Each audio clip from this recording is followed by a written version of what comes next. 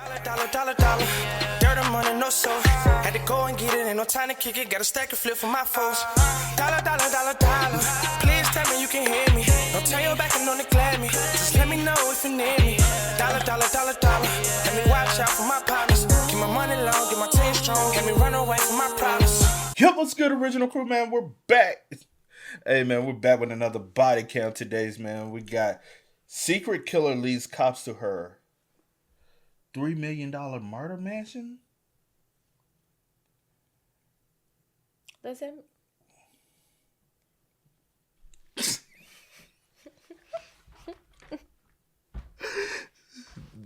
What was your question? No, because you already making me feel No. ashamed. What was your question? Nothing. You just like when he dude on the streets, he walked up to the girl's head. What is this number? No, I wasn't talking about the number. I was saying, so does this mean that she is the Oh, that's what you going. I was like, so because it says secret killer. she. Oh, I thought it said her Leads cops into her. Yeah, I was like, oh, so this means that she's the. Yeah. That's what my brain was trying to process that. Oh. Yeah. Hey, make sure y'all check out the links in the description box. Down below. You already know where to go. If you want to first support, you gotta do it. Check out down below. Also, if you enjoyed today's video, liking it with a thumbs up. You know, this looks like a lot of land. Mm-hmm. That is crazy. Y'all be doing some of like when people got money like that. Y'all be doing some of the dumbest to throw all your away. You know what I'm saying? You see how I'm muting myself? Good job. I know good. How you gonna say? Let's go, y'all. Let's check it out and see what it's about. Doesn't look like anyone's been here. What's that smell? This officer is unknowingly reacting to the decomposition odor coming from Craig Thetford's hidden body. Police have been searching for him for months with no success. And are we in Texas? Hold on, or are we in hidden body? Police have Craig Thetford, Cloudcroft resident, was last seen in Cloudcroft, New Mexico. Otero County. So he was only traveling to Texas. So he from? Oh, I guess New Mexico. He was traveling to Texas. How far is New Mexico? Is New Mexico and Texas right beside? I think they are. I'm trying to think. Yeah, right there beside each other. What you want to know the exact like? No, because I don't know why I be sometimes mixing them two up together in my head. Because I was trying to picture them out 100% all the time. But been searching for him for months with no success. And even now, with the foul odor in the air, they still have no idea he's buried only feet away. Is that dirt or is that blood? This is the only way I've been able to have any communication with you. And I don't even know if it's him. I wouldn't even know where to start looking. There's some weird going on. Whoever killed Craig covered their tracks meticulously, using chemicals to mask the odor, disabling security cameras, and hiding in plain sight. And while detectives spend months trying to figure out where Craig went, the suspected killer quietly continues going to El Salto with friends if you are here when I get back. We should talk. Spend months trying to figure out where Craig went, the suspected killer quietly continues spending Craig's money, allegedly buying houses, cars, and crafting a plan to ensure they are never found. Holy smokes. Well, I want to say something else, but I don't want to implicate her. You need to say it. You might start looking in the Caribbean. Police Department! What? What's up? We done had a lot of plausible moments already. I'm sorry. This is a lot already. I keep getting tied up on the. I was like, it's a secret. I keep thinking in my head like serious. Okay, come on. Oh no! I know. It's a late May evening in Cloudcroft, New Mexico. Tucked among wooded acreage and mountain terrain sits a 2,000 square foot property owned by 60-year-old Craig Thetford. He lives inside this large 3-story house with his wife Dina. The Thetfords enjoy a comfortable lifestyle thanks to Craig's roofing business. They own multiple residential properties and frequently take luxury vacations. But a few months ago, something dark took place inside the Thetford household, and it went unnoticed for weeks, until May 2025, when the Otero County Sheriff's Office receives a disturbing call. Communications on a recorded line. How can I help you? Who would I talk to have a wellness check done on an individual? That would be me. What's going on? His name is Craig Thetford. Everybody here in Texas has been trying to get a hold of Craig for nearly 2 months. Okay. We can't get a hold of his wife. We're really concerned about him because this is not like him. He always answers his phone or calls back. Even his family here hasn't been able to get a hold of him. Nobody can get a hold of him.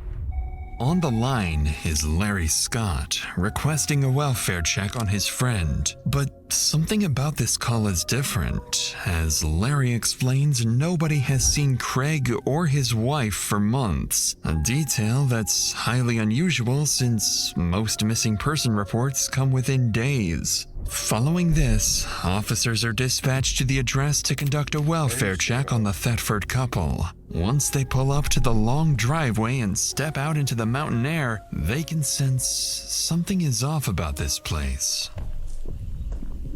So they showed up here. Mate's good.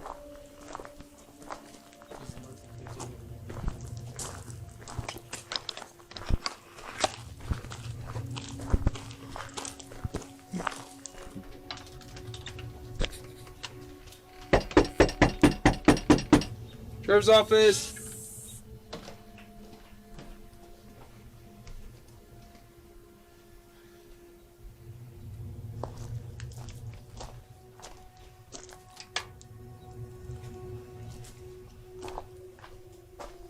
Can you see anything through the windows?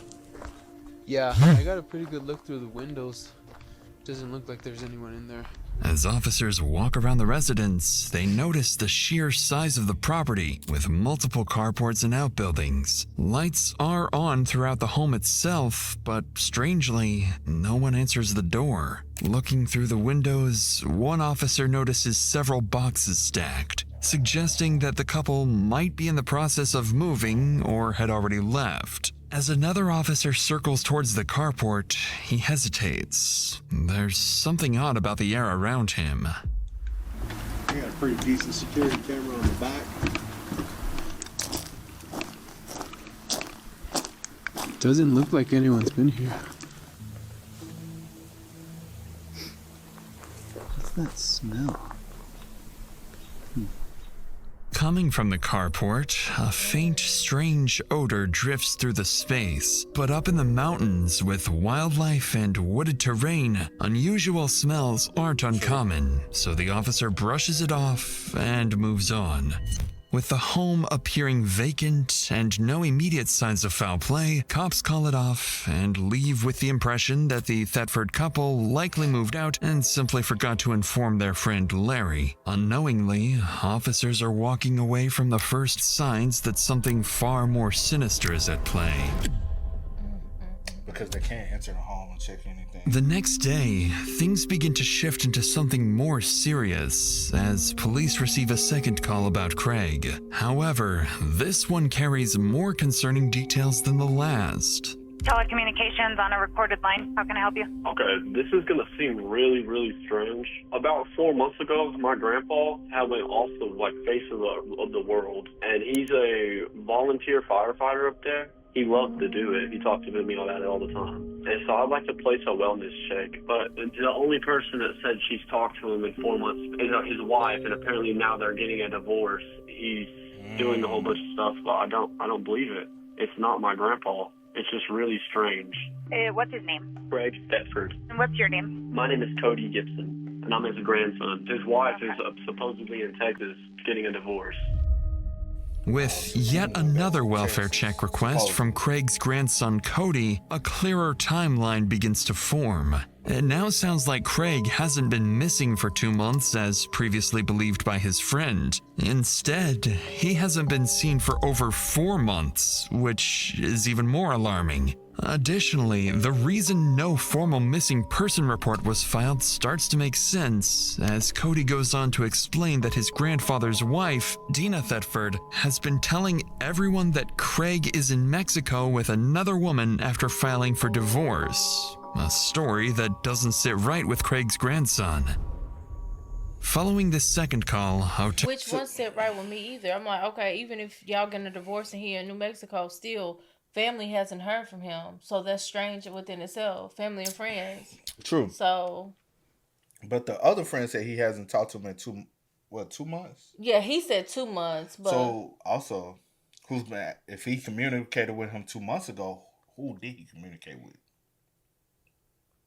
Because this is May. He said 2 months ago. That will put it in March. Last seen in January. So who had it? Arrow County Sheriff's deputies are dispatched back to Craig's house. This time, instead of simply knocking and leaving, they widen the scope. If Craig and his wife aren't inside the house, maybe someone nearby has seen or heard something. So deputies begin canvassing the surrounding properties, a decision that will quietly kickstart an investigation into what may become one of the most elaborate and twisted homicide cover-ups they've ever handled. Deputy Ventura with the sheriff's office. By chance, have you seen your neighbors over? No, sir, I hadn't. I've been really worried about him. Okay. Since January. And we were real good friends and everything. Okay. And we were both on the James County Fire Department.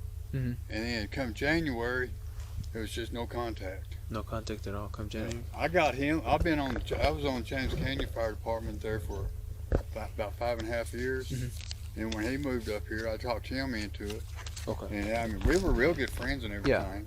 And then Josh over here, we got him on the fire department. Josh and Heidi here would know more information about them because okay. I know. Do you know what the address is over there? It's just that A-frame right there. This one right here? Yeah, this one right here.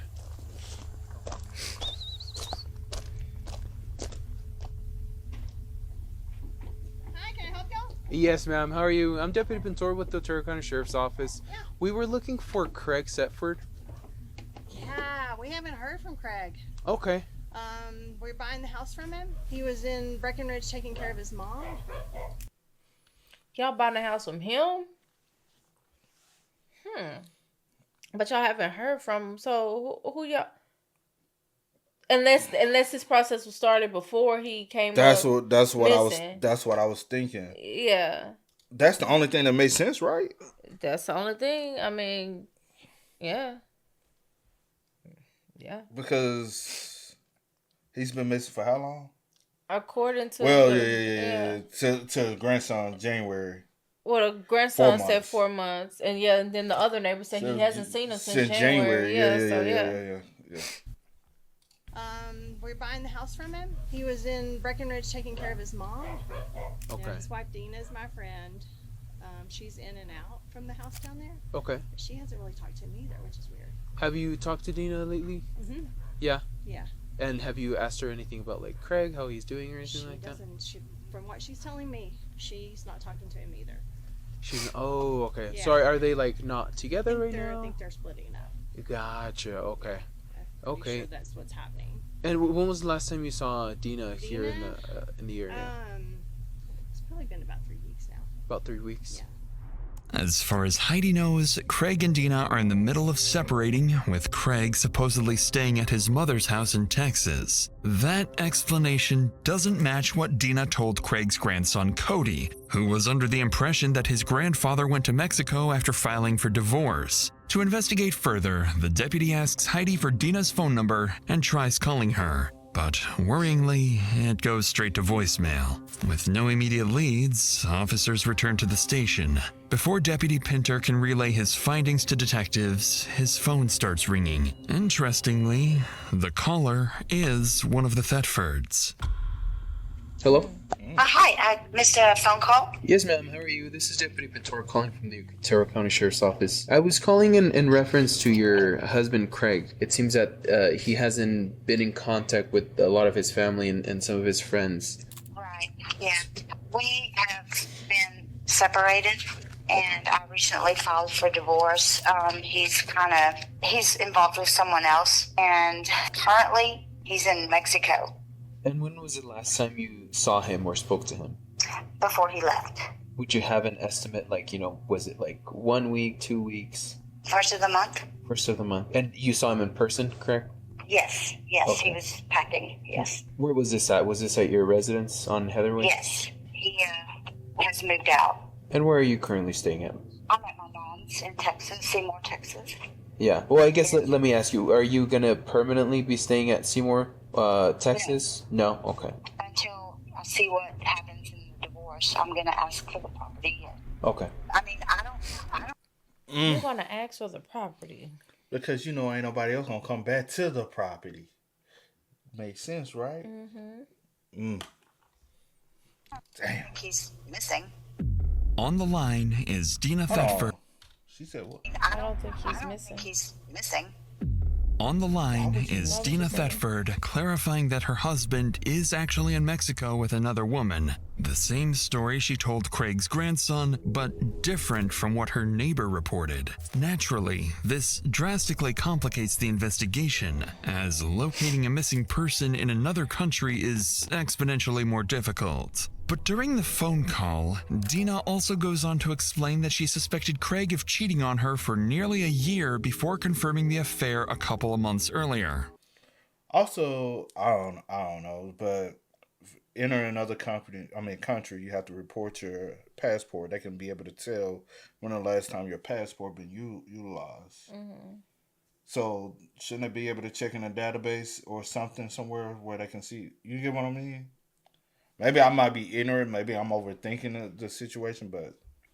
Now she's staying with her mother in Texas, but plans to return to New Mexico and fight Craig in court to keep the property for herself. The deputy confirms Dina's current phone number before ending the call. Aside from the inconsistent story about Craig's whereabouts, police have no reason to believe Dina is hiding anything. But that is about to change. I tried to warn Craig. She did state if I could kill Craig and get away with it, I'd do it. My mom's crazy. She's tried to kill me before. In the days that follow, Craig Thetford is officially entered into the FBI database as a missing person, and the case is assigned to Detective Bobby Curtis with the district's Major Crimes Unit. As Curtis begins digging into the couple's background, one detail immediately stands out. Craig is Dina's fourth husband. She had already been married 3 times before, and Hold on. Those relationships seemingly ended under troubling circumstances. So Curtis decides to call the people who might know Dina best, her ex-husbands. And what she's about to hear may not just explain where Craig is, but also what really happened to him. I got a voicemail from you about an hour ago, I guess. I was calling to see if you had a minute to talk to me about Dina. I was married to her 30 years ago. I called her demon possessed one time and about drove her crazy. I was told there was possibly a time when she had tried to run you over with her car. I would probably say that's more of her drug addicted or alcohol addicted state that she gets that way. And that's the best time to leave her alone is when she's that way. I think that's how we both survived for 10 years. Hello? Hi, is this Scotty? Yes. Hi, it's Detective Curtis. First, let's go ahead and start with why did you guys end up getting a divorce? Because she's crazy. She is what they classify as a binge drinking alcoholic. Whiskey turns her evil. Yeah, she assaulted me multiple times, broke 2 pair of glasses, balled up her fist and hit me. Twice she tried to kill me. I was always afraid something like this was going to happen because I knew she was capable. And then, when I saw that Craig was missing, I immediately called. I tried to warn Craig multiple times. And she did state in front of me and my wife, if I could kill Craig and get away with it, I'd do it. That final remark from Scott is disturbing and certainly doesn't bode well for the situation. Following these statements from Dina's ex-husbands, Detective Curtis decides to dig further into Scott's claims. Turns out, Dina worked as a correctional officer for nearly 8 years in the early 2000s. Then, in 2008, according to Scott, Dina was arrested for allegedly trying to stab him while intoxicated, an incident that reportedly landed her in jail overnight. After that, the couple briefly reconciled, but in 2010, Scott also alleged that Dina found his pistol and chased him while pulling the trigger, though the gun was not loaded and he survived. As Curtis continues reviewing the reports, she notices that at various points over the years, Dina's daughter Leslie had lived with her and Craig. So one of Curtis's co-investigators reaches out to Leslie to gain insights into what was happening inside that house. When he finally gets her on the phone, she shares some startling information about her mother. How are you this morning? Good as it can be. How are you? I'm good. So, whenever you were living at the house, Leslie, was there domestic violence going on in the house? Did your mom and dad fight? Yeah, all the time. My mom is crazy. My mom is so crazy. Like, she's tried to kill me before. She stabbed one of her other husbands. She tried to run my real dad over with a car. She had my sister hogtied and thrown in a car and, like, shipped off one time. So, was your mom to you? Yep, to everyone, pretty much. I always thought she was, like, possessed, like, demonic. Like, it was so evil that, like, I just couldn't believe, like, it was real. Okay. At the time that you were there at the house, did your mom and dad drink or use drugs? Either one of them? Yeah, she's an alcoholic. She's always been. She also does other drugs, and I think she might have poisoned him or been trying to poison him or something, or messing with his medication or something. Needless to say, things are starting to sound grim. There are now 2 separate people alleging that Craig may be dead and that Dina could somehow be involved. With this troubling development in mind, Detective Curtis moves on to review the couple's recent financial activity, and this is where things become very peculiar. In the last 4 months, Dina appears to have spent hundreds of thousands of dollars, including a new house and a new car, while also potentially helping fund her son's new business. With all these findings combined and Dina's shifting story, investigators begin to suspect they may be dealing with something far more serious than a missing person case, and the possibility of a concealed homicide now sits squarely on the table. But in the middle of trying to piece together what really happened to Craig, detectives receive a tip that his wife Dina has returned home and is acting as if nothing ever happened. Because all of a sudden now you want to be back. But she said she'd be back. Following this, Deputy Roger Schoolcraft is sent to check if Dina returned home and can provide any answers. In a few seconds, he will come face to face with the one person investigators now believe may be their prime suspect. Let's get back to Deputy Roger, who's on the verge of hearing a story that may explain why Craig truly vanished. We all know why it's Craig vanished, right? Hi, good morning. Dina? Yes. Hi. Good morning, good morning. I want to look there by myself. Hey, I'm doing some I'm Roger, I'm sorry. Roger Schoolcraft. Dina? Yes, I think we met at a football game. Probably did. I'm trying to do some follow-up on Craig. And I thought maybe I could meet with you and maybe you could try to kind of help me, give me some information. And can we sit somewhere? Or? All right. Kind of chilly. No. Bro. Okay, well, obviously we got some calls because people have... That alibi is due to the fact that so her comfortability is in questions when your husband is missing.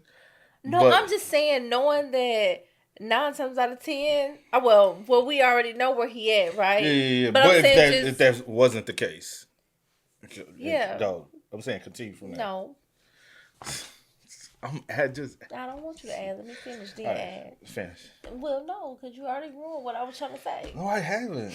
Well, I'm just saying, she just knowing that he like out there, and you in here bundled up, like. I just think that is just so cold. That's all I was trying to say. I just think that's so cold hearted and evil. Been hearing from her or anything, so you being the wife, you might be able to help me. Right, it's his mom. I talked to his mom. Oh, really? So you guys aren't? No, we have been having some issues. Okay. I guess you would say we're separated. How long's that been going on? Nothing's legal yet. We just haven't been spending any time together since at least February. February. Early February, late February? Late February, or mid-February. Since mid-February. Things weren't working out, so you left, he left, how did that? He left. He told me, well, he first went to Texas because said he needed to go help his mom. So he left here to go help his mom? That was what he said, yes. I've never really had any reason not believe what he said. And that was like the second week of February? You'll have to bear with me because I don't keep track of time. Even though Dina doesn't keep track of time, she does seem to keep track of other things, like the details surrounding Craig's disappearance. Within just a few minutes of their conversation, Deputy Roger notices that Dina slightly adjusts her explanation about Craig's whereabouts, now claiming that he simply told her what he was doing, and she had no reason not to believe him. But as the pair... Well, you would have had a reason to believe him because you would think he would have went off with a woman. A reason not to believe him. Well, I'm saying, she does have a reason not to believe that he's going to Texas if you have known that he's been cheating on you. Continue rehashing the details, Dina begins to visibly sense that Deputy Roger isn't convinced. She appears to have no idea of the amount of suspicion that's been mounting against her. In reality, Dina is well prepared for this moment because she's about to present what she believes is concrete proof to validate her story and put an end to the growing suspicion around her. I've never had a reason to doubt it, but now I do. I mean, I think that he has hooked up with some youngsters that are doing these classes, and I think he's reliving his youth, and he's ready for me to get out of the picture. But where would he be doing that at? Mexico, I guess. Mexico. But when I would come home, I mean, he's been here.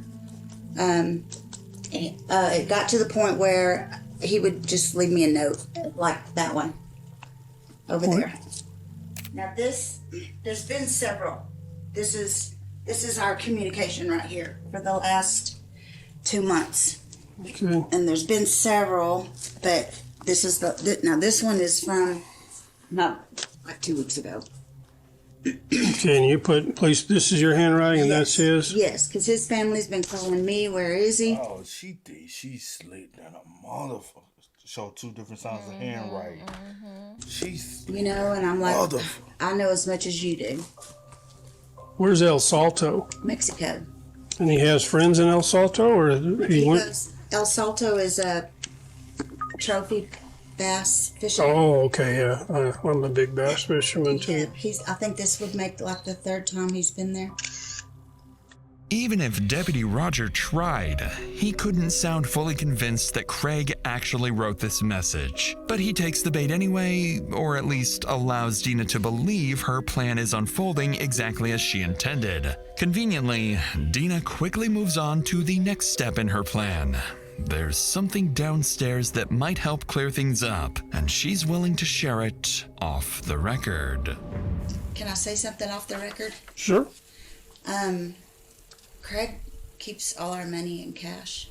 I can't get in the safe, so I can't tell you if he took it or if it's there. All the money? Mm-hmm. Why can't you get into the safe? I don't have the combinations. Was that an issue between the two of you? They wouldn't let you have access to the safe? It wasn't an issue with us, but... or did you thought you knew? Or you thought you would have been able to get in. And what you want them to do, break in for you so you can get it? Like, I'm confused. Can I say something off the record? Like, what? That's strange to me. Yeah, that is strange. Duh. And then a lot of people know if I say something off the record, technically it's gonna be on the record. Yeah. So she trying to leave out that money is. She thinks she's slick. She trying to show that money ain't the motive. Yeah. That's why she was like, "Can I?" Because when is anything not off? When is anything when you talk to a police officer off the record? Well, like you talking to a journalist or something, That's a what I'm reporter. saying. It was an issue with his first wife. Well, she was stealing money from him or what? Okay, I understand now. And how much? 1.5 million. Could you show me where that safe is? Yes. Okay. That's a substantial amount of money. Y'all ain't peeped on. 1.5 Look. million. What she say? Yeah. Okay. Look. She looks right at the body cam. Them eyes look so She's crazy. looking directly at the body cam. That's, to me, that's weird because when you're talking to someone, you're not looking at their body camera. You're looking genuineness. That's a substantial amount of money by anyone's standards, and Deputy Roger is beginning to suspect he may already know why Craig suddenly vanished. Even though Dina claims she can't access the safe, Roger will soon discover that this, too, might not be true. But since Dina brought up the money unprompted, Roger recognizes an opportunity to dig deeper and decides to take it. I'm sorry. I've got a bad knee. I'm apologizing. Well, we could do No, that's the good. ground weight. No, just getting old. I feel you. Could have head back up. Holy smokes. Big house. Yeah, it is. Too big for two people. It's way too big. This is the bottom floor here? Or? Yes. Okay. I'm sorry. Oh, that's cool. Right? Yeah, good Lord. That cost a penny. Yeah, that was my present, and now I don't know if I get to keep it. Yeah. This one and this one. Oh, there's two of them. Yeah. So you don't have the combination for either safe? No. No, I just. You didn't keep it written down anywhere, or you don't know? Okay. As Roger checks the safe, he has no idea that he is standing in the very spot where Craig's body remained for days, before it was eventually moved and hidden. None of that is apparent in this moment, so the two head back upstairs after taking a quick look. By this point, Roger feels he's heard what he came for and then some. But before leaving, he decides to share a small surprise he's been holding back. Have you been married before too? Or? Oh gosh, yes. Okay. Oh gosh, yes. Yes. Why do you say that? Well, because it seemed to be a regular occurrence. Oh, I'm sorry. No, it's. I'll make it a joke. Yeah, I mean, it took me a long time to figure out I'm the common denominator. Mm-hmm. So. How many times were you married? He is my fourth. Your fourth, okay. Yes. I don't know, just a little history of me. I'm actually a retired police officer. Mm-hmm. Came back to work about 2 years ago. I got bored sitting at home. But the vast majority of my career, I worked in investigation, CID, homicide unit in Albuquerque. So that's most of my career has been doing that. Deputy Roger leaves little room for doubt, subtly making it clear that he is, in fact, investigating a possible homicide. Even though Dina tries to appear nonchalant, her face tells a different story. She looks visibly taken aback by the idea that a homicide detective is now sitting in her living room, and the timing of Roger's reveal couldn't have been more... Which is true, because he said, I'll investigate homicides, not missing... He's slick. Because basically being up front, and then like after I've talked to you and got you to open up, let you know, hey, I'm actually a homicide detective. You know what I'm saying? Retired homicide detective. I came back on the 4th to kind of get her familiar. Like, yeah, I understand. You know what I'm saying? Yeah. Deliberate, coming right after Dina seemingly acknowledged that she's the common denominator in her previous failed marriages. With the surprise revealed, Roger wraps up the conversation and heads out, leaving Dina with a clear implication that she may now be a prime suspect in the possible homicide of her husband, a thought that will soon begin to consume her. At the same time, Roger walks away with something else he believes he identified during the hour-long interview, a possible financial motive behind Craig's disappearance, as well as an even stronger suspicion that he may have just been speaking with the alleged killer herself. Before heading back to the station to relay his findings, Roger's relentless instincts get the best of him. With more than 2 decades of experience and having handled a case with eerily similar circumstances that later turned into a homicide, he can't shake the feeling that something isn't right. So instead of leaving right away, he decides to stick around the neighborhood and speak with people who live nearby. A move that will not only fuel Roger's growing suspicions, but also reveal some new details police hadn't fully heard before. How are you doing? Hey, you. Roger School Club, we met. Yeah, I was at school. You want to go here? We can come up Will here. a dog bite me? No. Oh, okay. There. Just a good barker. What, do you know anything on the last time you saw him or talked to him? No, it's been a while, and there's some weird going on. Yeah, for sure. And I don't want to. I'm not trying to implicate anybody. From what it sounds like in the past, whenever those two get when I say those two, Craig and Dina, they get together, and you mix in a little bit of alcohol. Things get a little bit flammable, or can be. Because she's an And addict. Craig said, if anything ever happens to me out on one of these calls, Dina has a combination to the safe, and I keep an envelope full of money in it. And this is the only way I've been able to have any communication with him. And I don't even know if it's him. Wonder who he supposedly went. He's the one who said he hasn't talked to him in 2 months. Yeah. Remember earlier, and then the grandson said he hasn't heard from him since 4 4 months. Yeah. And he said he feel like he's only been missing for 2. Yeah. But he actually been missing for 4. So remember earlier I said who actually been in communication with him? March, April, May. Okay. And I feel like she has on his phone tried to make it and throw stuff out. Yeah. Because also she's older, so she's not thinking about technology like that. They can track all that. Fishing to Mexico with. See, we had a call like this a long time ago. Long story short, turned into a murder.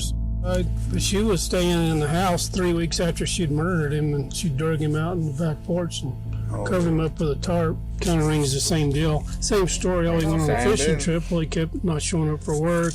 Didn't we just do another case like that? Okay, what was his nickname? Big Daddy? Big Daddy. Same situation, right? And what was it centered around? Same stuff, big old nice house, lots of land. What was the motive? Financial. But also she was cheating. Yeah. And people were calling.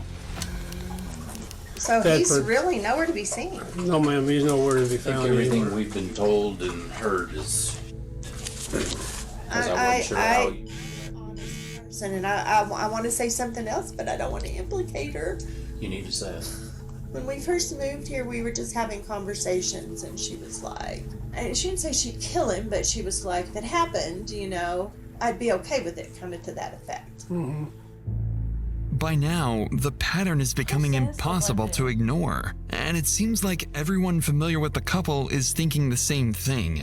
They're just hesitant to say it out loud. Notably, Craig's firefighter friend Thomas also reveals that Craig told him Dina has the combination to the safe, directly contradicting Dina's claims earlier when she claimed she had no way of accessing the money inside the safe. Roger records these statements and eventually heads back to the station to speak with the lead detective Curtis to determine their next steps. Even though investigators are now strongly considering the possibility of homicide, they still lack physical evidence of foul play, or Craig's body, at least for the time being.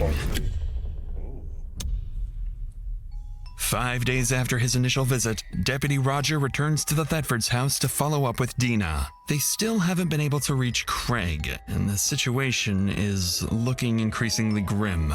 But this time, something different awaits Roger. As he arrives and steps out of his car, he notices something unsettling on the ground. Uh-oh, what? She done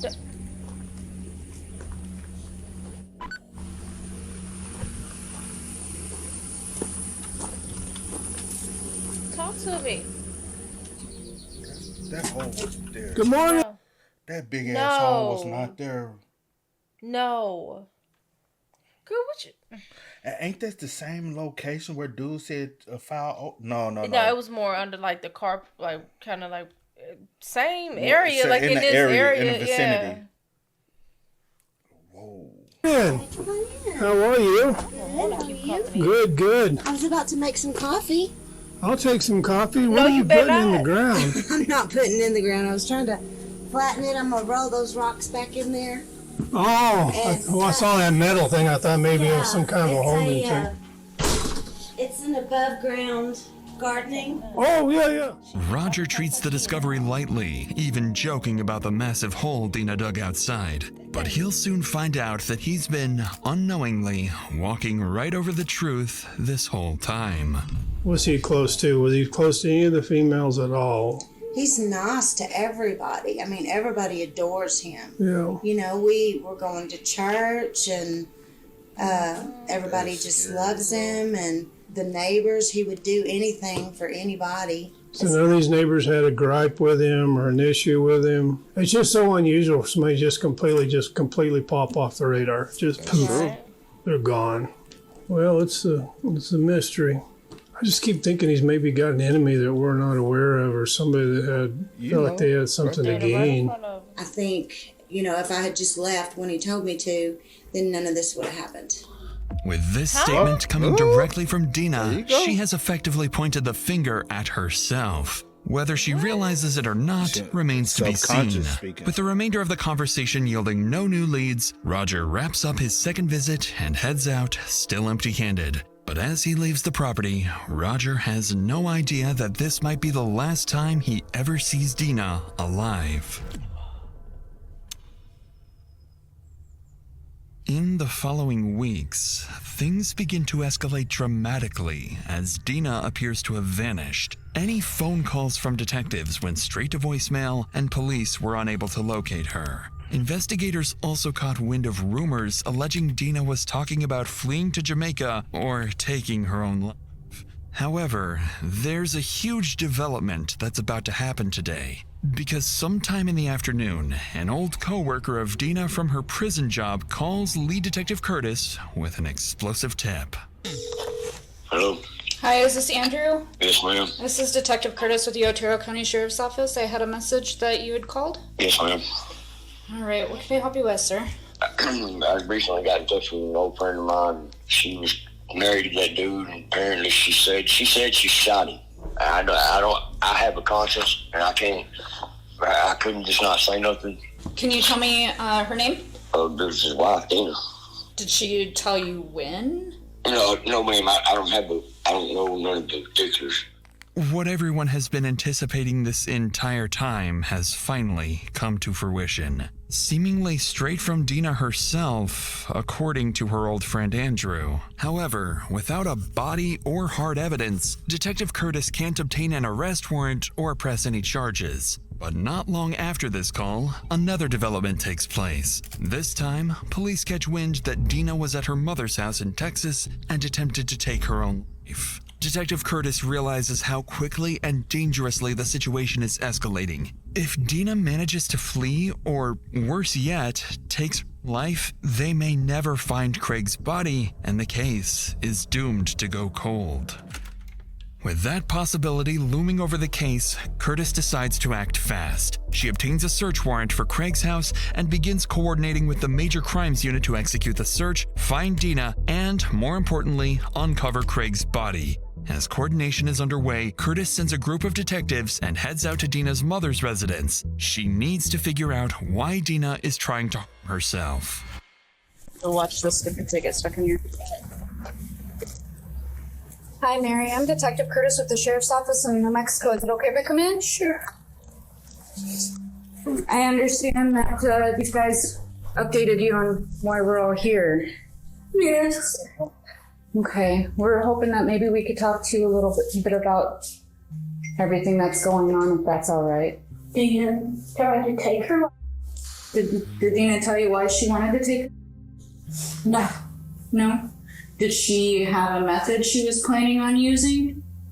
I don't know. She didn't say that. I knew she was real depressed. But I didn't expect any of this. About how long has she been back here? She started coming back off and on.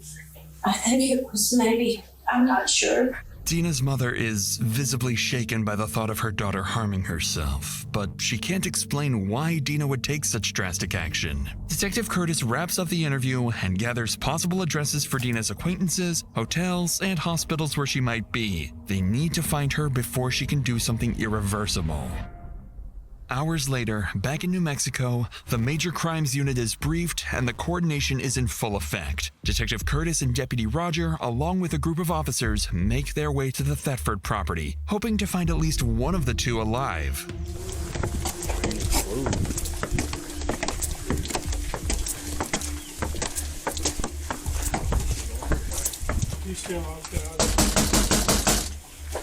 Sheriff's office! Go look at that hole. Is there a code spot? No. Let me check these other doors. No. This one's already been forced. It's already been what? Huh. After circling around the exterior of the top floor, deputies discover one of the front doors is suspiciously unlocked, suggesting Dina may be somewhere inside. Officers decide to conduct an initial sweep for potential threats. Given Dina's violent past, her prison officer background, and the murder allegations hanging over her, deputies can't be too careful. One of the deputies has a code for the garage door downstairs, and that's where they decide to make their entry. Through the garage! That door's low level, man. Sheriff's office!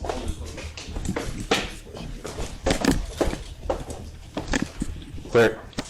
It's locked. Stairs there? What? There's 2 doors to the left. 2 doors? We're gonna open this. Stairs? I got stairs. That's it. You got stairs? If you want, so there's another door on this other side. You want to check that door, and I'll go upstairs.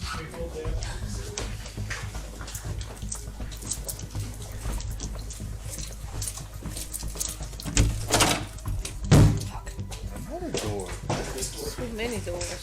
Oh, that's the way she took dude. I got another door.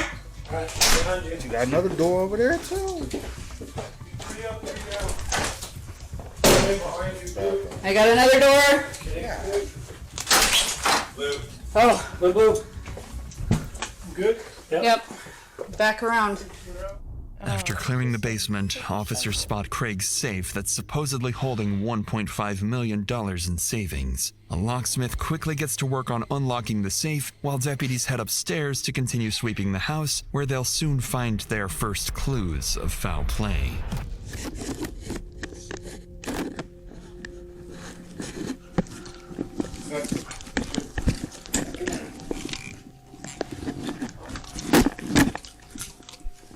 Blue.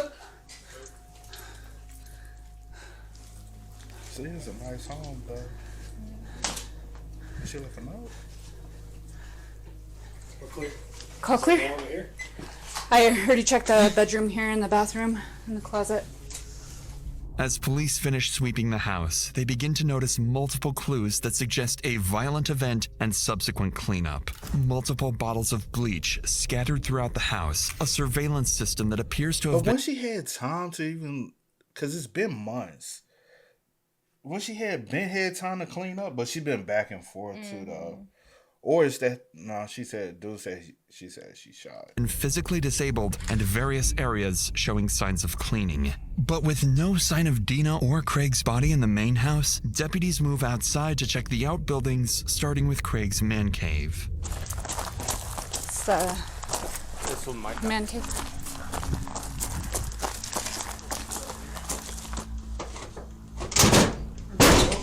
Good job, gentlemen. Police department! Sheriff's office announce yourself! Search warrant! Looks like you have an upstairs.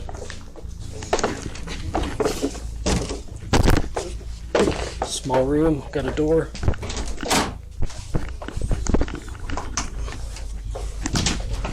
Small room coming out. Okay, small room. Light it up. Clear. Clear. So I'm looking to see if there's any cameras, but I haven't seen. There's cameras on the back side of this house. Yeah. Which is good. If we find anything. I'm sure she destroyed it if there was any. Is that dirt? Or is that blood?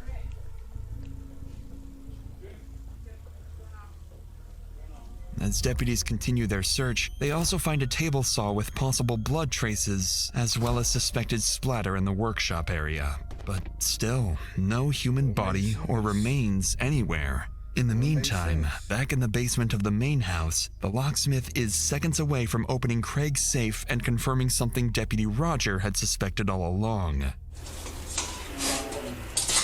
Let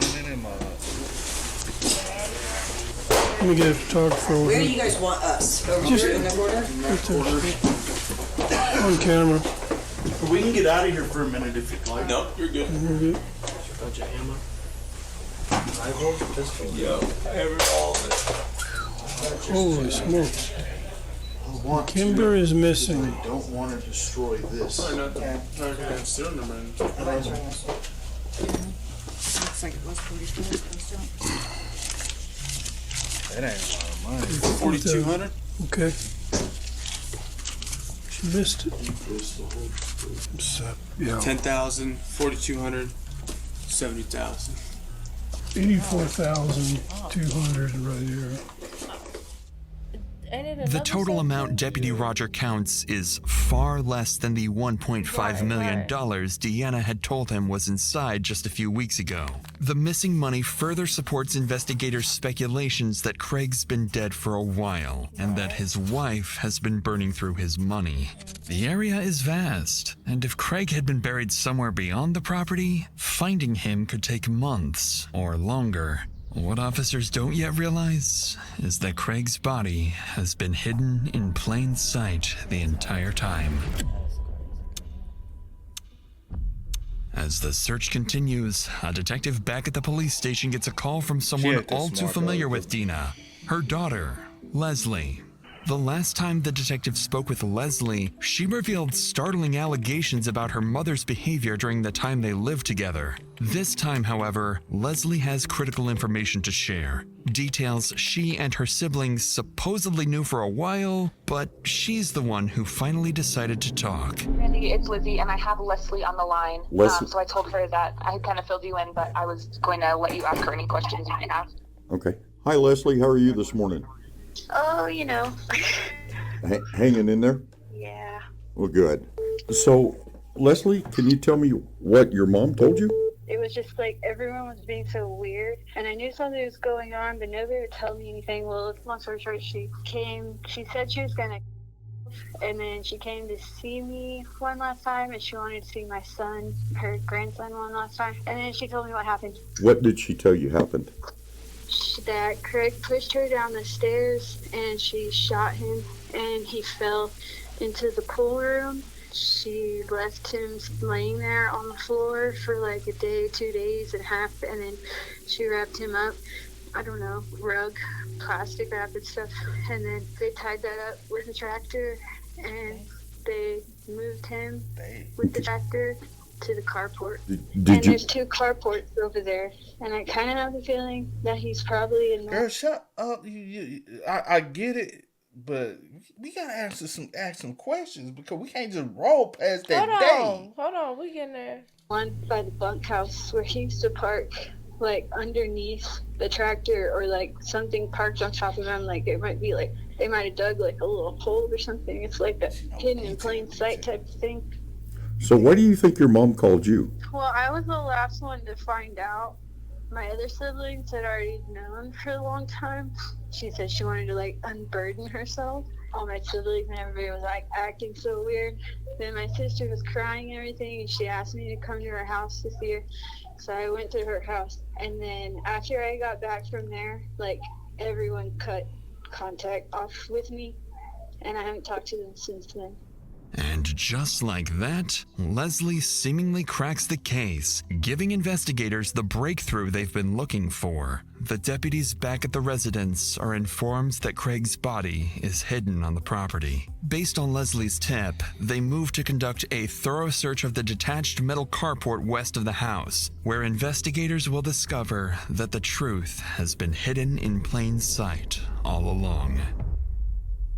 In the carport, next to the tractor, officers spot a large pile of cardboard boxes, rugs, soil bags, and other items stacked to hide something underneath.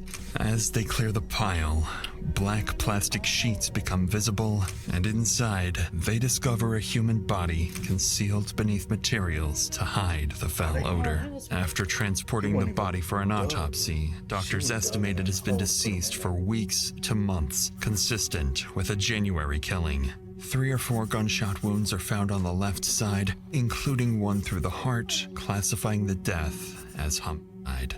After using fingerprints, the body is positively identified as Craig Thetford. With this tragic discovery, an arrest warrant is officially issued for Dina, and multiple units in both New Mexico and Texas are informed to be on the lookout for her. A few hours into the search, officers in Texas receive information from Dina's mother, Mary. She tells them that Dina is at Red River Hospital. Officers quickly arrive at the hospital where they find Dina alive and unharmed. She's taken into custody without incident. As she's transported to the station for questioning, Dina remains calm and cordial, almost as if she's been expecting this moment for months. Detective Curtis now has a body and what she believes enough evidence to pursue homicide charges. But there's one final question she doesn't have an answer to yet. Why was Craig truly killed? William Lindowski with the District Attorney's Office out of New Mexico. I'm Detective Curtis with the Otero County Sheriff's Office.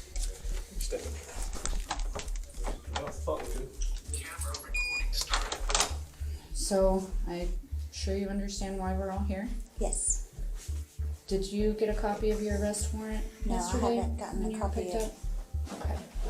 Anything by anybody, anywhere. Okay. And I'm just gonna tell you right now, I'm gonna need a lawyer. Okay. And that's as far as I wanna go.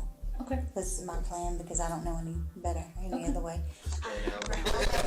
I don't either, unfortunately.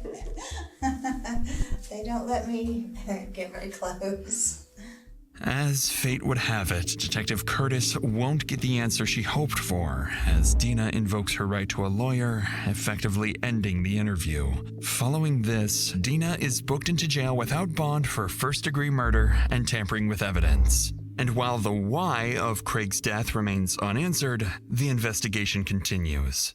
In the following weeks, detectives and prosecutors gather their evidence and build a classic circumstantial homicide case, alleging Dina intentionally shot Craig multiple times inside the house, moved and hid his body, lied repeatedly about his whereabouts, and looted shared assets. Prosecutors believe what they have will lead to a conviction, with the main open question being whether the jury finds first-degree murder or a lesser homicide charge. As of March 2026, Dina Thetford's case is still in the pretrial phase, and she remains innocent until proven guilty in court. She faces life in prison with the possibility of parole after 30 years if convicted of first-degree murder, or 18 years if convicted of second-degree murder, plus additional time for the tampering charge. He ain't follow up on some elaboration, bro. That girl said she knew exclusive details, bro. You think she did it by herself or what? I don't know. Just like in the other one that you gave the example of, I didn't know in that one either. It's just very strange. Her is 60. Oh, one thing I would need to know is how long have they been married? I got a lot of questions, though. I have a lot of questions. Yeah. Rest in peace to Craig, though. For sure. For sure. I still got so many questions. Facts. That I don't think we're going to ever get the answers to. Especially if she don't talk. I think she's okay with going down by herself, though. If that's the case. Yeah. I think even if she did have help, I don't think it's because somebody else could be getting the assets. If they do have all these assets together.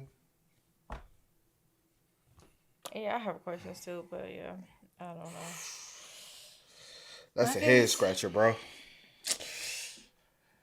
I would hate to be on that jury. What about you? Why you say that? Just it's too complicated for. Oh, not complicated, but I don't think just a lot of things may go unanswered. Yeah, too many uncertainties. Let me say this: do I believe she did it? Yeah. Yeah. I don't think she's the only person involved, but that's hard to prove. But do I feel like she intentionally? Yeah, the money has a lot to do with it. But also, I want to know was she intoxicated? Because that can be another thing she can use as an escape. Is due to her intoxication. No, she wasn't in her right mind. But they use that. They use these things all the time. It's just all and about she could have done what it type by of lawyer do you have? And she could have done it by herself. All the other times she done tried to take out her husband. That was by herself. But I'm saying the moving of the body and all that, and the daughter kept saying they. I don't know, but yeah. Y'all spin what's up. Y'all let us know y'all thoughts about it for us in the comments down below. But until next time, y'all know how it go, man. I do go by the name DJ New Kid. This is Sierra Nicole. We are. Kid and C. We out.